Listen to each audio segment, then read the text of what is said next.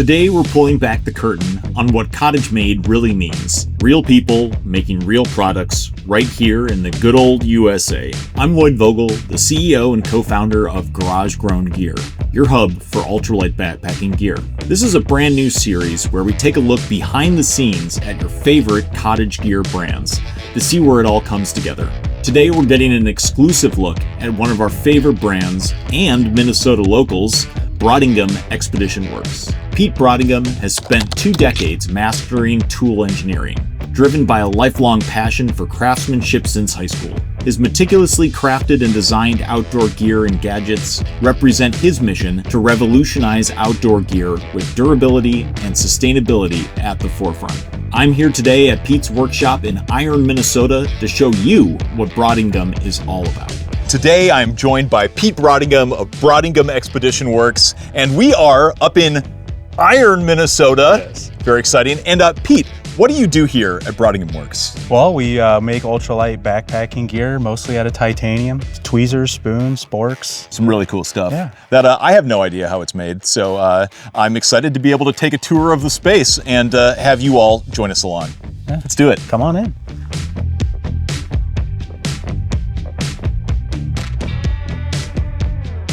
So over here, we have our polishing and deburring area. I have my presses set up here where I'll do a bunch of different forming operations. I do a lot of my welding and grinding over here. So I try to keep the dirty side of the shop towards the door, even though most of the shop is really noisy and dirty. It looks pretty clean to me, to be honest. We try. It could be way worse. We try, because if it doesn't, it gets tracked all over. Here's a saw station where I saw tubing and round stock and things like that. I do a lot of the tweezer welding. And then over here is our mass finishing, where we'll put product in this media and let it run for hours and hours. Well, so is this what polishes it or gives it that kind of like a smooth finish? Yeah, so that Whoa. even finish. So we Can I touch it? Oh yeah. It's just ceramic media and soap. Whoa. So this cuts. Okay. So this is a cutting media, and then that's a polishing media. Neat. So they go through both. Yes. Yep. That one Starts out first? there, and then for a couple hours, and then for this one too. Whoa. And then it goes into an ultrasonic cleaner, and then It shows that. Yeah, absolutely. So we have laser marking and cutting over here. So we take our tweezers and we'll cut them on a thin sheet of titanium. Yo, that's so cool. And then this is the waste after it's done. So it's very lightweight. I mean, there's It looks like something my mobile. daughter plays with those like poke out ones. Yeah. For like different like stickers and and stuff. So we cut and mark on these machines here. Okay, Pete, question. Yeah. In what form does titanium start off in? Like before it like turns into a spoon, before it turns into a shovel, what does it come to you as a raw material? Science time. It's titanium dioxide, and it's a natural occurring element or a compound in our earth. It's actually readily available. It's everywhere. The difficult part is to get it to a sheet, and that's what the crawl process, and then you get into a sheet or a tube. And the sheets come in, in full size and at any thickness or grade or temper, things like that. Just like it would be with any other metal. It's much more difficult to work with, and then that's where the expense comes. Sure. What does like a pipe like this end up turning into? We cut those into shovel and saw parts. So like say for instance our shovels, so we laser cut these, and then these are reinforcement collars, and this is a T-handle. So that turns into this. Oops. Once it gets welded up. Ooh, really cool. Yeah, I'm always, whenever I that's touch sharp. anything that's titanium, I'm like, man, it's so light. Yeah. And then, so for the spoons, you said that those all come from sheets, correct? Those do come. Do you have any like raw sheets that we can peer at? So those sheets don't come here. So I have those cut outside of here Okay. at another facility because the machine is well beyond our capabilities. Sure. But yeah, this is what they look like.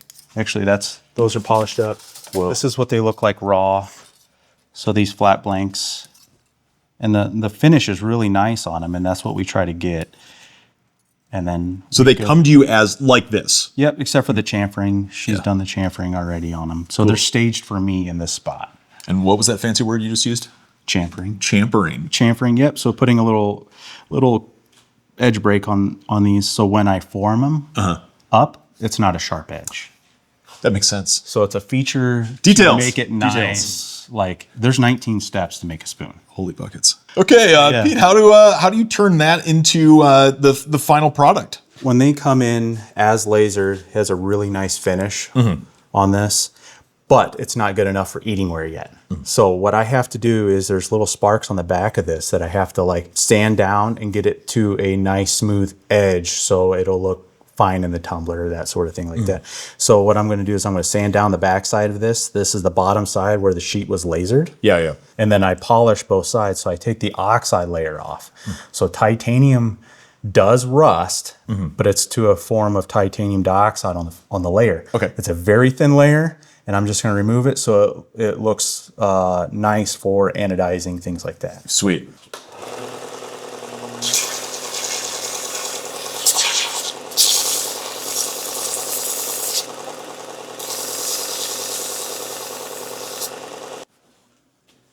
It's going to be loud.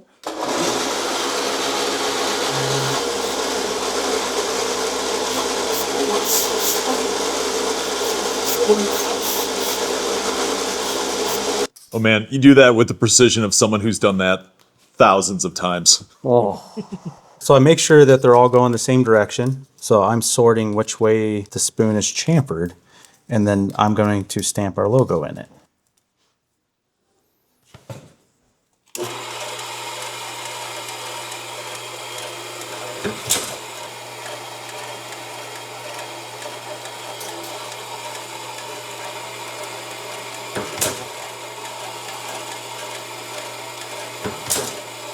So this does the same thing as using a hammer and on a regular hand stamp, you know, but it puts it in the same spot every time, and it's at the same depth every time. So it's super uniform. Love that. So the next step after they're stamped, the logo, we'll face them down, and then we'll form the rib. So that nice channel that we see, I have a special tool, and it's a guide that we have for our forks, spatulas, sporks, stuff like that, and I change these out, and it centers it up.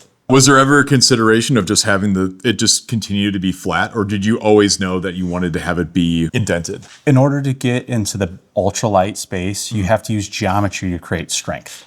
So that's why everything has, like when you form something like with a rib and have this channel running down the center and then forming the bowl the way I do it, it adds strength while I can remove material. Interesting. Right? So if it was to be flat, I mean, the spoon's real flimsy, right? Fascinating. Okay, I didn't know. We use geometry to create strength. Really cool. So I built this tool. It builds a channel into all my eating ware. Dang, that's it. Yep, that's it. Whoa.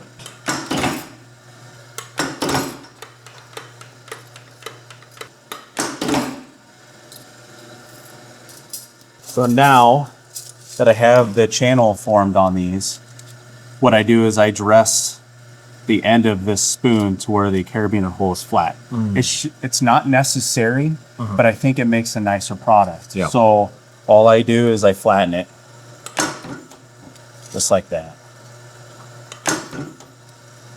Yeah. It turns into a nice, crisp carabiner hole. I feel like that is a really nice detail. So this is a custom tool. It's actually a floating punch. And then I just put the spoon in that bowl and I push down on this lever and then it'll make that bowl every time. So.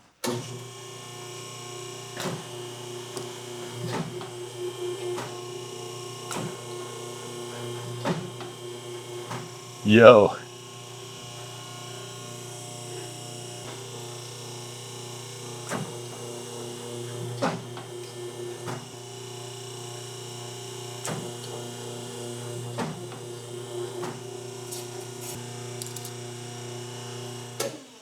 There was something like oddly relaxing about that. So now you see, now these are ready for the tumbler. They're ready to go.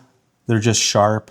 You know, you got edges that are real kind of, you don't want to put this in your mouth yet. You know? Pete, look at the, I mean, it's just like, it's amazing to be able to see how like you just, I just saw you make all of these adjustments to these products, and like the uniformity that exists between all of these is pretty mind-boggling. And are all of these pieces of equipment, Pete, are these all ones that you've kind of like jerry-rigged for the specific operation, or kind of like what has been the process of like getting your setup together to be able to make your product? These are designed for what I'm doing. So this is a die set that goes into a stamping press. These types of tools are blank, and then a die maker like myself would make said tool that would do this specific operation. How neat that these old machines get a new life. You know, I imagine this machine 70 years ago was probably not like, I'm going to be up in iron making spoons. Yes. And here it is, and still having use. It's more efficient and it's better for the environment to repurpose these old machines and this old iron versus just throw it away and grab a new one. Right. We're in an age of disposability, you know, so I have the skill set to use this old iron. Why not? Yeah. Right. Yeah. Now these are ready to be polished. So this is a 4-hour operation. Hot dang. So now it's ready to go. So I turn the timer.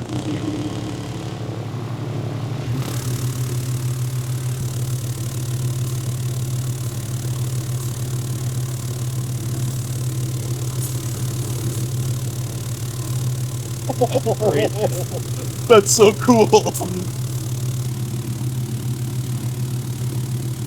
Wow. Whoa. Good. Yeah. So what was Turn that off. What was the water? So that is just water, and it's a soap to keep the stones sharp. Okay. That was awesome Yeah. to see. Yeah. So like you said, that's a 4-hour process. That is a 4-hour Okay. process. Yeah. And here's a combination of the stones. So these are a ceramic, and then this is a harder grade of ceramic. So these kind of do a little bit of the cutting, and then these do a little bit of the polishing. So it's a combination of two different types of media. Cool. That's at a percentage in here to get the results that I want in the time that I want. Sure. Okay. So after they're polished, what happens next? Is that a finished, finalized spoon at that point? So yes, so they come out, they're all soapy and kind of cruddy. So then we'll bring them over. And then this is where my work is done. Ooh. So I put them on the bench for Amy. Where Amy's work begins? Where my work Okay. begins, yep. We have an ultrasonic cleaner. Whoa. Looks like you're like a fry cook or something. It kind of is. It's heated. And then it'll clean our product. And it'll get all the little nooks and crannies, all that stuff like that, all that manufacturing yuckies off. Yeah. This is just rubbing alcohol, and we wipe everything down, make sure everything's nice and clean before we send it out. No fingerprints, get all the grime off of it. And then no water spots as no well. water. So. Sure. And it's a sexy looking spoon. And then here's our anodizing tank. So we're very limited in colors and the brightness and all these other really nice features of anodized titanium. But we only stick to distilled water and baking soda. I refuse to use any sort of harsh chemical because now we're past this stage where we're going to everything's food safe now. How does this whole thing work? I'm fascinated by this. This is electricity, and I have it set to 12, and I'm watching my amps come down. We run it down below 0.9. What? So it's an electrolysis tank, and we have a negative current going. Well, we have a negative electrode on the back, and then we run positive electricity to this, and we're basically making it rust. You're basically an alchemist. That was a different color 20 seconds ago. Yeah, what just happened? You talked about like that was. Is this Hogwarts? Yeah. Do you want to see it one more time with blue? Yes. So I feel like you're talking about that way too casually. So what we're doing is we're artificially creating a very even layer of titanium dioxide. So it's used in the medical industry. So we anodize titanium to put in our implants to stabilize the metal. That's what we're doing here with just the food safe process. And we dwell it for a certain amount of time and then... What? Yeah. I think you could explain that to me 1,000 times and I'm still not going to understand. Yeah. But that is incredible. The fact that one's now a different color too. Yeah, I don't get it. So the voltage dictates thickness. Okay. Yeah, I guess. These colors are so vibrant though. The fact that they literally just minutes ago transformed from that natural. And now you're going to see us do a prism. So this is one of our favorite operations. So Oh yeah, those are definitely like the best selling ones on Garage. What do you set it to do the? So this I turned up to 120 volts. and then watch, it's This fast. This is fast. Let's continue to anodize as we go. So she'll do it again, and it'll be a completely different layer of What? And then now it's getting into the yellows. Yeah. So how many times do you dip the anodized ones? Once. Okay. Yeah. I mean, I have the prism and I love it. I mean, it's just like, it is one of those things that so much of gear, especially from cottage makers, has personality to it. And so to be able to have titanium ware that is fun is great. And I mean, also just like knowing that this is the process of it makes one feel so much more attached to, like, this is not just some random, titanium spork. It is like, I just saw it. And it's purely for fun. Yeah. The prisms all come out just a little bit different. It depends on how fast I dunk it in and pull it out. Cool. So like you're never going to get the same, it's never going to be the same pattern. They are Yeah. one They of are one of ones. Okay, so these are finalized product, food safe, no chemicals used, like ready to be digging into the bottom of a dehydrated pouch. Yeah, so once they've been wiped down, they're ready to go after the ultrasonic. Yeah. Okay, and I'm seeing a lot of your finished products over here. Yeah, I'm seeing our little stubby friends. The cutest product that you all make. Man, I'm so impressed. Yeah, this is so fun. It's just feel like giddy to be able to be in your guys' shop and see everything. For both of us. Like, That's awesome. on that side and just trying to keep up with her, and it's a blast. This is dialed. Almost. Yeah, man, I wish you guys would have seen Garage Grown 4 years in. You wouldn't be able to see the floor, I'll tell you that. And it would be my basement floor. Yeah. Well, growth is tough, right? So Yeah. we haven't found that plateau yet either. And then finding time to make that time-saving change, right? We don't have time to make this time-saving stuff. We have time to save time. and that's what we run into as well. But like once in a great while, we have to have a hard stop, a reset. And then like, oh, let's move this bench over here. Let's make our efficiency a little better.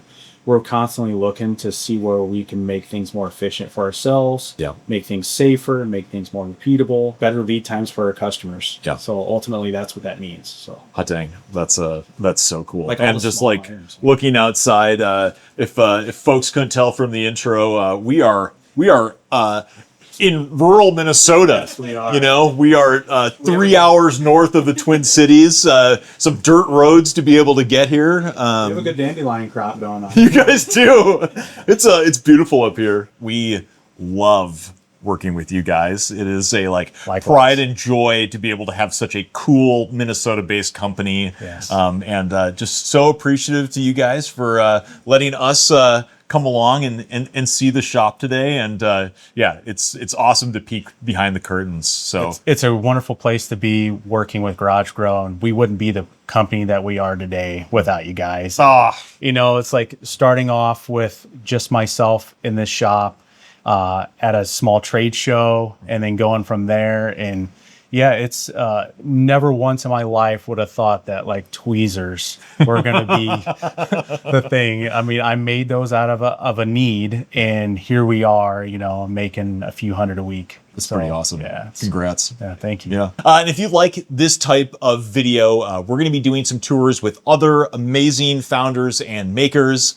So hit that like and subscribe. And if you have not been on Pete's website, it is BEWgear.com.